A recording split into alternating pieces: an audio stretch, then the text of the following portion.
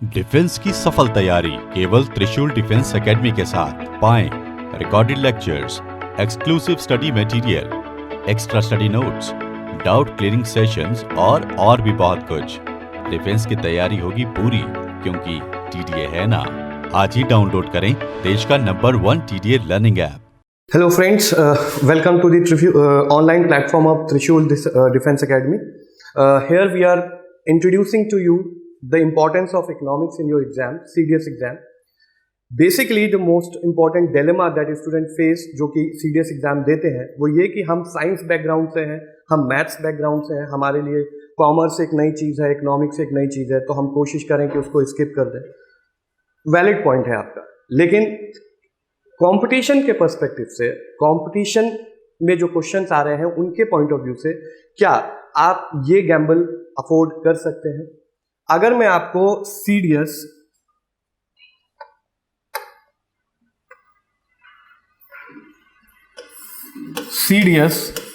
One 2021 का status बताऊं तो ऑब्वियसली 6 से 7 क्वेश्चन आपके कोर इकोनॉमिक्स के हैं जो कॉन्सेप्ट बेस्ड है। ठीक, अब आप कहेंगे कि सर 6 से 7 क्वेश्चन हम गैम्बल कर लेंगे, उसमें कोई बड़ी चीज नहीं, बिल्कुल सीधी बात है। लेकिन जैसे ही मैं ओवरऑल इकोनॉमिक कंपोनेंट की बात करता हूं तो ये क्वेश्चन 19 से 20 पहुंच जाते हैं। क्यों? क्योंकि इकोनॉमिक्स से रिलेटेड जो करंट अफेयर्स है वो भी आपको इन्हीं कोर कॉन्सेप्ट से ही मिलता है। जैसे इंडेक्सेस की बात है, जैसे गवर्नमेंट स्कीम्स की बात है, जैसे गवर्नमेंट बजटिंग की बात है,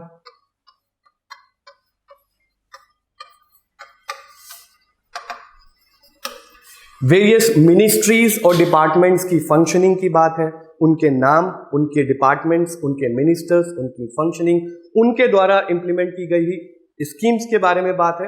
तो डेफिनेटली ये जो कंपोनेंट आपको 19 से 20 पहुंचा देता है ये बहुत इंपॉर्टेंट हो जाता है और बहुत वास्ट हो जाता है। यहां गैम्बल ठीक है, वी कैन कंसीडर, बट यहां गैम्बल एक तरफ सोचने वाली बात है।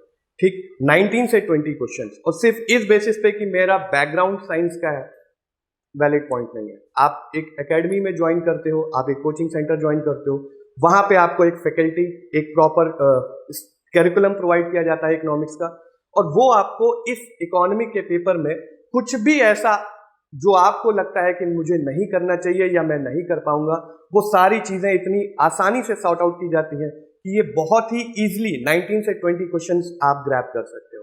और ये इतने डायरेक्ट क्वेश्चन होते हैं कि अगर आपने ये क्वेश्चन अटेम्प्ट कर लिए तो डेफिनेटली आपके ही जैसा सोचने वाला दूसरा कैंडिडेट जो साइंस बैकग्राउंड की होने की वजह से इकोनॉमिक्स को पीछे छोड़ देता है, उससे एक अपर एज आपका यहीं पे मिल जाता है।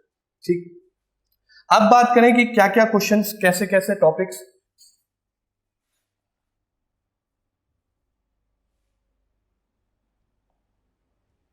कैसे कैसे टॉपिक्स, हम क्या क्या चीजें इसमें पढ़ते हैं। तो मोस्ट इंपॉर्टेंट चीज आपके लिए है कि पहले तो किसी भी कंट्री का जीडीपी यानी ग्रॉस डोमेस्टिक प्रोडक्ट,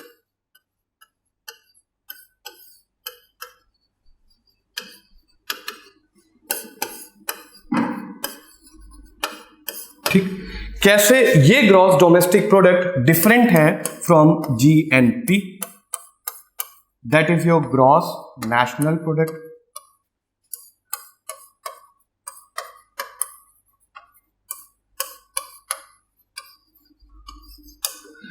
ठीक, उसी तरीके से आपको जीडीपी डिफ्लेटर्स क्या होते हैं ये जानना,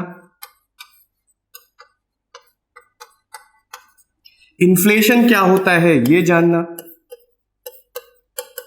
इन्फ्लेशन के इंडेक्सेस, आपने बहुत कॉमन इंडेक्सेस देखे होंगे, पढ़े होंगे, सुने होंगे, consumer price index and WPI, wholesale price index. ये मैं आपको पढ़ा नहीं रहा, सिर्फ इंट्रोड्यूस करा रहा हूं आपको इकोनॉमिक्स से। अब आप कहेंगे सर ये पढ़ के मैं क्या करूंगा, सही बात है, लेकिन एक चीज और जो बहुत कॉमन है आपके लिए, आप सारे कैंडिडेट्स के लिए जो इकोनॉमिक्स नहीं टच करते, that they struggle with the newspaper. आप कोई भी न्यूज़पेपर पढ़ते हो, चाहे इंडियन एक्सप्रेस, चाहे द हिंदू पढ़ते हो, उसमें ये सारे टर्म्स रेगुलर यूज किए जाते हैं। इनसे रिलेटेड फ्रंट पेज न्यूज होती है, इंटरनेशनल न्यूज होती है, इकोनॉमिक्स का एक पर्टिकुलर पेज होता ही होता है। तो अगर इन टर्म से आप अवेयर नहीं हो तो definitely you won't be able to catch up the news that you are reading. फिर एक गो थ्रू वाली चीज हो जाती है जो आपके पल्ले नहीं पड़ रही है। तो इकोनॉमिक्स आपको न्यूज़पेपर पढ़ने में भी बहुत आसान हेल्पफुल रहता है। ठीक, इसके अलावा जो हम इकोनॉमिक्स में टॉपिक पढ़ते हैं वो है आपका 5 ईयर प्लान्स।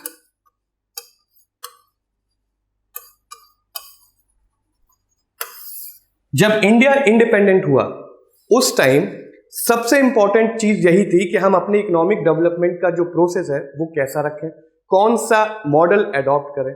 उस टाइम सोवियत यूनियन यानी कि यूएसएसआर यानी कि जो आज का रशिया है, उस टाइम 5 ईयर प्लान्स वहां पे बहुत चल रहे थे। 5 ईयर प्लान्स बहुत चल रहे थे और इकोनॉमी जो थी वो सोशलिस्ट थी, गवर्नमेंट ओरिएंटेड या गवर्नमेंट कंट्रोल्ड, यानी सारी के सारे रिसोर्सेस आपके गवर्नमेंट के हाथ में। गवर्नमेंट डिसाइड करेगी कि कैसी इंडस्ट्रीज लगाई जाए, गवर्नमेंट डिसाइड करेगी कि प्रोडक्शन प्रोसेस क्या हो। ये हमने क्यों अडॉप्ट किया? ये हमने इसलिए अडॉप्ट किया क्योंकि हमारे पास फर्स्ट हैंड इंफॉर्मेशन थी सोवियत मॉडल की। ठीक, और उसी सोवियत मॉडल को देखते हुए हमने अपनी इकोनॉमी को 5 ईयर प्लान्स मॉडल में कन्वर्ट कर दिया और 1951 से 2014 तक हमारे 5 ईयर प्लान्स, 12 5 ईयर प्लान्स चलते रहे। 2014 जब एनडीए गवर्नमेंट आई, उसने इन 5 ईयर प्लान्स को ड्रॉप किया। ये 5 ईयर प्लान्स बनाने का काम था प्लानिंग कमीशन का। प्लानिंग कमीशन एक non constitutional, non statutory body है, यानी ना तो कोई कानून बनाया गया इसके लिए और ना ही कॉन्स्टिट्यूशन में इसका मेंशन है जहां से ये अपनी पावर ले। ठीक, तो ये एक non constitutional, non statutory body पूरी इंडिया के लिए प्लानिंग करती थी। ठीक, बिल्कुल सही बात। लेकिन फिर 2014 में क्या हुआ कि इस प्लानिंग कमीशन को हटाकर हमने नीति आयोग लाया।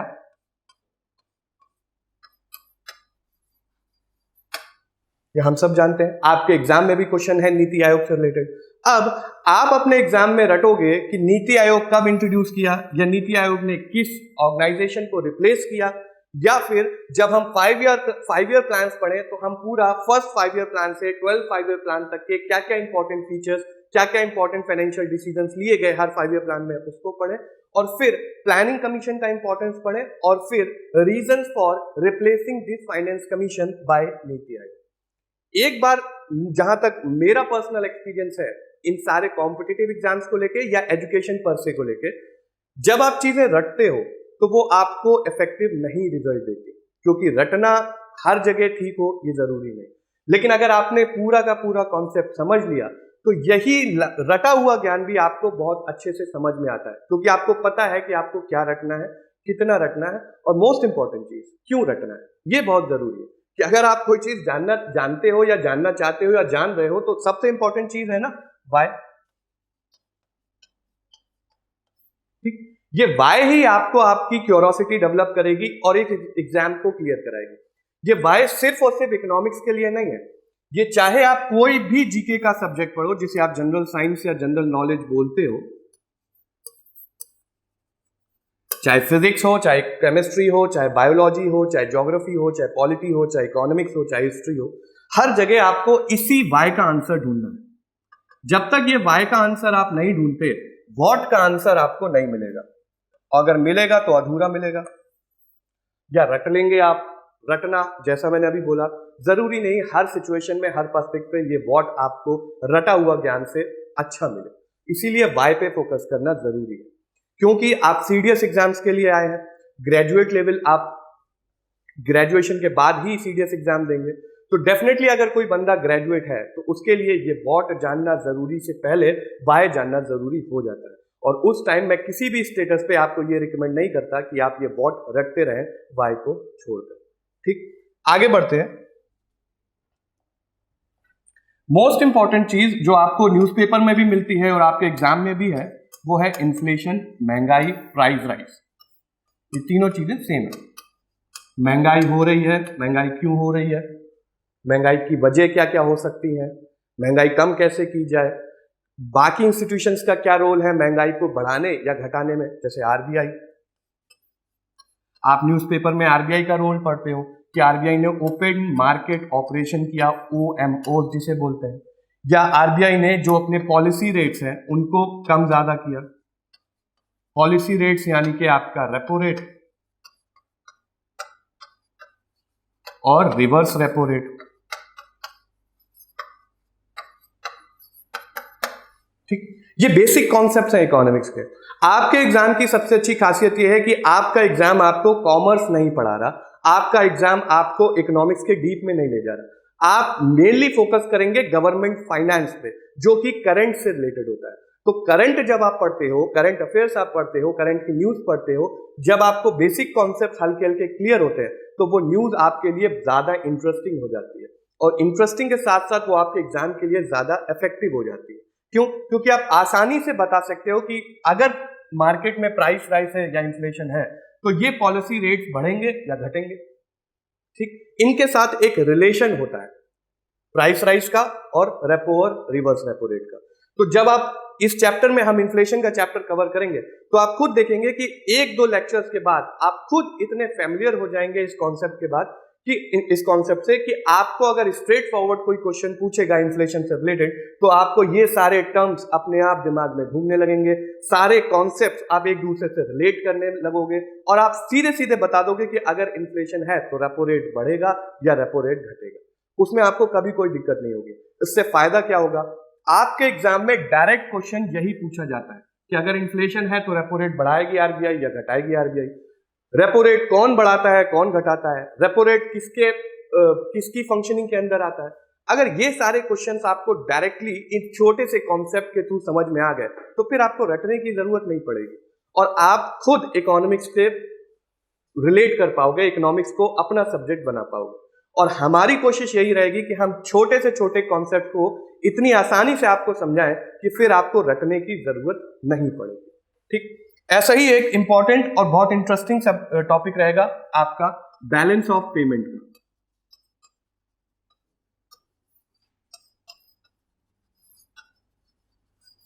Balance of payment, balance of payment आप किसी भी कंट्री का आउटसाइडर यानी कि किसी भी कंट्री और उसके अलावा बाकी जितनी भी कंट्रीज हैं जिसके साथ वो ट्रेड कर रही हैं, उसमें इंपोर्ट भी आएगा, एक्सपोर्ट भी आएगा, उसके साथ जो रिलेशन है वो बैलेंस ऑफ पेमेंट बनाता है। ये आपको इंटरनेशनल न्यूज समझने में और आसानी कर देती है, और आपको मजा आने लगता है जब आपको पता चलेगा क्यों ब्रिटेन इंडिया के लिए इंपॉर्टेंट है। ठीक, क्यों यूएसए इंडिया के लिए इंपॉर्टेंट है, क्या रोल इंडिया यूएसए की इकोनॉमी में प्ले कर रही है, किस तरीके का ट्रेडिंग पार्टनर इंडिया यूएसए का है या इंडिया ब्रिटेन का है, अफ्रीका में इंडिया का क्या रोल है और क्या रोल हो सकता है। मैं ये नहीं कहता कि ये क्वेश्चंस आपको मिलेंगे, लेकिन अगर ये इंफॉर्मेशन आपके पास है तो एक चीज तो सीधी सीधी बात है कि चाहे वो सीडीएस एग्जाम में आया हुआ क्वेश्चन हो या एसएसबी का इंटरव्यू हो, आपका कॉन्फिडेंस लेवल डेफिनेटली बहुत ऊपर होने वाला है। कॉन्फिडेंस लेवल तभी ऊपर होता है जब आपकी प्रिपरेशन स्ट्रांग होती है, और प्रिपरेशन चीजों को स्किप करके कभी भी नहीं होती। ये वर्ड अपनी लाइफ से हटा दीजिए जब तक कि आप प्रिपरेशन में। और सबसे पहले जो निगेशन का एटीट्यूड होता है कि मैं साइंस बैकग्राउंड से हूं तो मैं इकोनॉमिक्स नहीं पढ़ूंगा, मैं कॉमर्स वाला हूं तो मुझे मैथ्स नहीं पढ़नी, मैं कॉमर्स वाला हूं तो मुझे बायो में दिक्कत है तो मैं बायो स्किप कर रहा हूं, नहीं। आप किसी पर्टिकुलर स्ट्रीम के होंगे, लेकिन अब एक यूनिवर्सल कंपटीशन के लिए आप बैठे हैं जो ऑल इंडिया लेवल पे कराया जा रहा है, और उसका एक प्रिस्क्राइब्ड सिलेबस है जिससे आप भाग नहीं सकते, आप किसी भी बैकग्राउंड से। ठीक, ये कहीं पे भी नहीं लिखा है कि साइंस वाले ही सीडीएस दे सकते हैं या कॉमर्स वाले भी सीडीएस, केवल ही सीडीएस दे सकते हैं। जब ये ओपन कंपटीशन है, सबके लिए ओपन है, तो इसका मतलब जो सिलेबस होगा वो डेफिनेटली ऐसा ही रखा जाएगा जिसको कॉमर्स वाले भी कवर अप कर लें, साइंस वाले भी कवर अप कर लें। तो आपका जो बैकग्राउंड है उससे तो कहीं डिलेमा इसमें नहीं आना चाहिए, और यूपीएससी उस चीज को कंसीडर भी नहीं करती। क्योंकि अगर साइंस वाला ये बोले कि मैं तो साइंस बैकग्राउंड का हूं, मैं केवल साइंस और मैथ पे फोकस करूंगा, तो जीएस के बाकी सब्जेक्ट्स कौन पढ़ेगा? उसमें ज्योग्राफी है, हिस्ट्री है, पॉलिटी है, इकोनॉमिक्स है, ये सब्जेक्ट्स कौन पढ़ेगा? और यही सब्जेक्ट्स आपके किसी भी कॉम्पिटिटिव एग्जाम्स में जो यूपीएससी लेता है और ऑल इंडिया लेवल का होता है उसका कोर है। चाहे वो सीडीएस एग्जाम हो, चाहे वो एनडीए एग्जाम हो, चाहे वो स्टेट पीसीएस एग्जाम हो, चाहे वो यूपीएससी का आईएएस एग्जाम हो, इन सभी सब्जेक्ट से क्वेश्चन आते हैं। और आप ये चीज गारंटी नहीं कर सकते कि अगर मैं साइंस बैकग्राउंड का हूं तो मैं ये चीजें स्किप कर दूंगा या इन चीजों को लाइट ले लूंगा और वो एग्जाम क्वालिफाई भी कर जाऊंगा। ये कोई गारंटी नहीं कर सकता, क्योंकि आप कर ही नहीं सकते। कर तभी सकते हैं जब एक प्रिस्क्राइब पाथ आपको दिया गया है, उस पर आप चलें, उस सिलेबस को आप फॉलो करें। ठीक, तो इकोनॉमिक्स से भागने की बिल्कुल भी जरूरत नहीं है। जो भी चीजें इकोनॉमिक्स में आप करंट अफेयर्स में पढ़ते हैं या इकोनॉमिक्स की बुक्स में पढ़ते हैं, वो जरूरी नहीं कि आपको उस तरीके से समझ में आए। इसीलिए हम यहाँ एकेडमी में आपके साथ मेहनत करने के लिए बैठे हैं, आपके उन्हीं डाउट्स को, उन्हीं जो गाढ़े कॉन्सेप्ट हैं जो आपके लिए बहुत ज्यादा हैवी हो जाते हैं, उनको और लाइटर बनाने की कोशिश में हम यहाँ आपके साथ बैठे हैं। और इसी एफर्ट्स में हम आपका इस चीज की गारंटी लेते हैं कि yes, will make everything possible for you to clear this exam. ठीक, आगे बढ़ते हैं।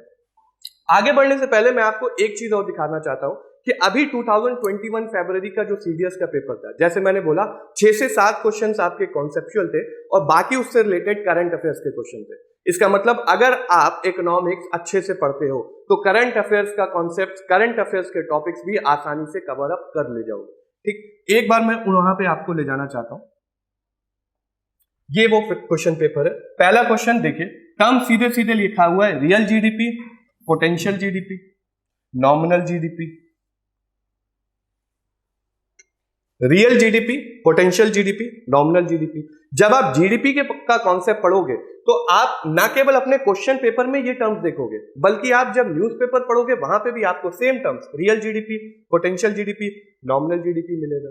रियल जीडीपी वो जीडीपी होता है जो कि आप किसी कांस्टेंट प्राइस पे लेते हो। कोई भी एक बेस ईयर ले लिया, मान लीजिए 2010 का बेस ईयर ले लिया आपने, और 2010 का बेस ईयर में जो भी प्राइसेस हैं, जो भी कीमतें 2010 में है, उनके बेसिस पे अगर आज 2021 में आप जीडीपी कैलकुलेट करोगे तो उसको कहलाएगा रियल जीडीपी।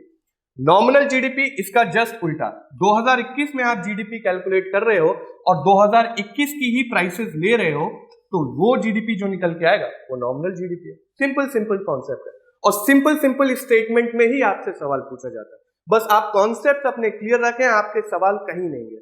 स्ट्रेट फॉरवर्ड आपको मार्क्स देने के लिए वो बैठा इसीलिए है। बट अगर आप वो कॉन्सेप्ट ही स्किप कर दोगे, भागोगे उस चीज से, तो फिर रिजल्ट तो नहीं आने वाला।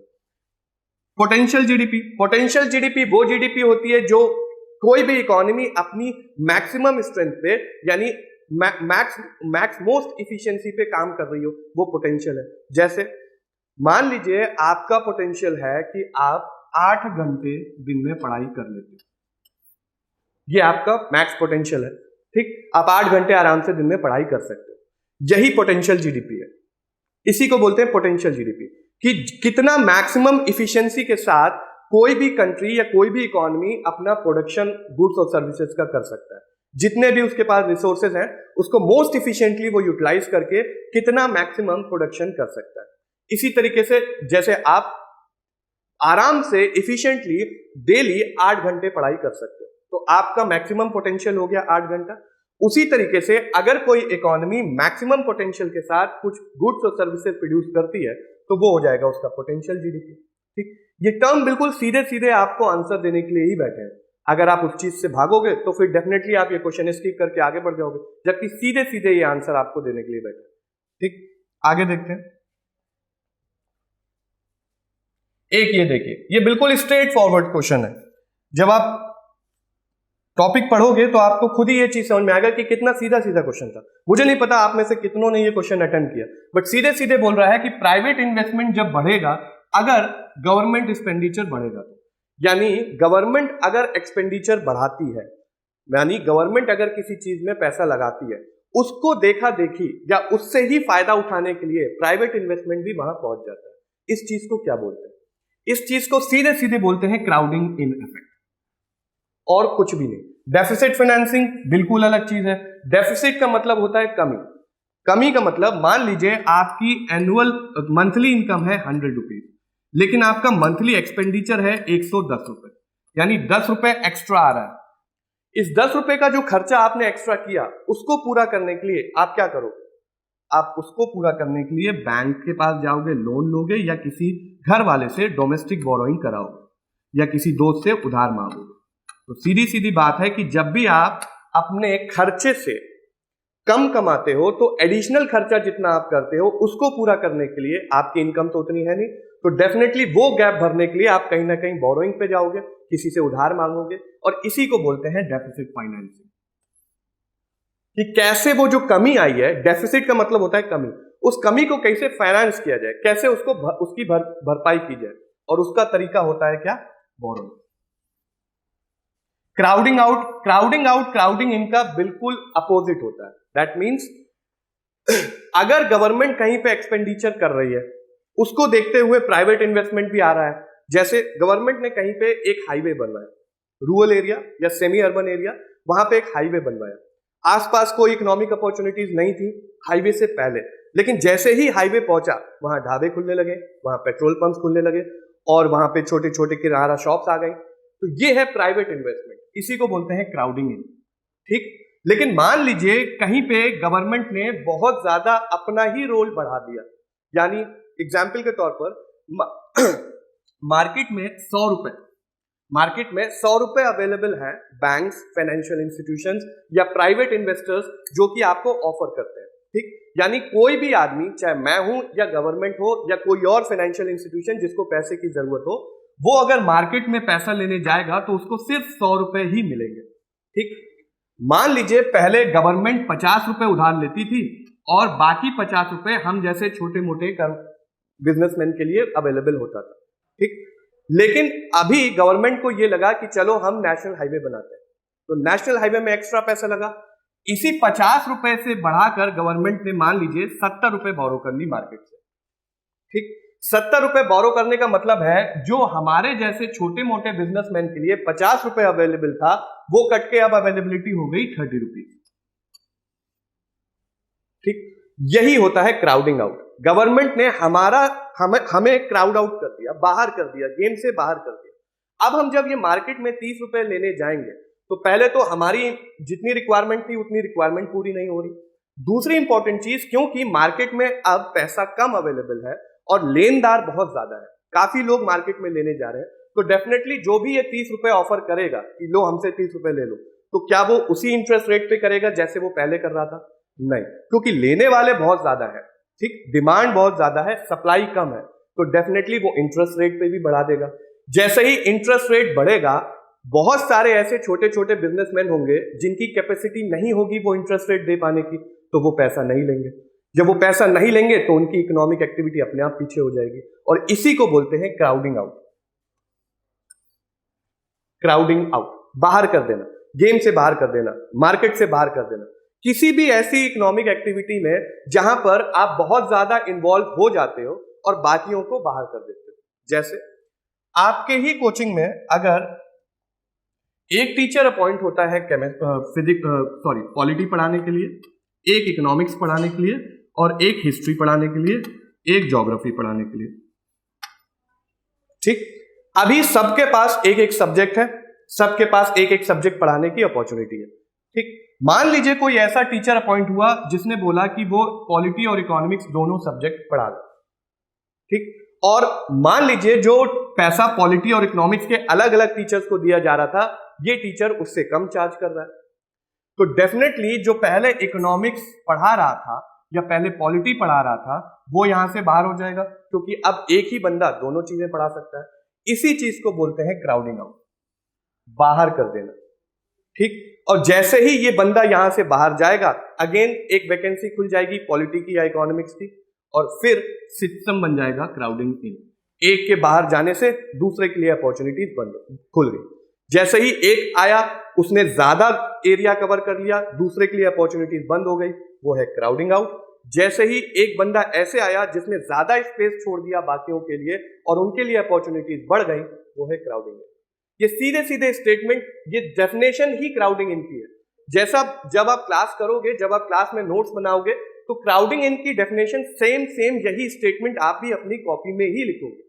इसमें कोई साइंटिफिक वो नहीं है कि भाई कुछ अलग स्टेटमेंट रख दिया इकोनॉमिक्स से रिलेटेड, कॉमर्स से रिलेटेड, जो मैंने कभी नहीं पढ़ा।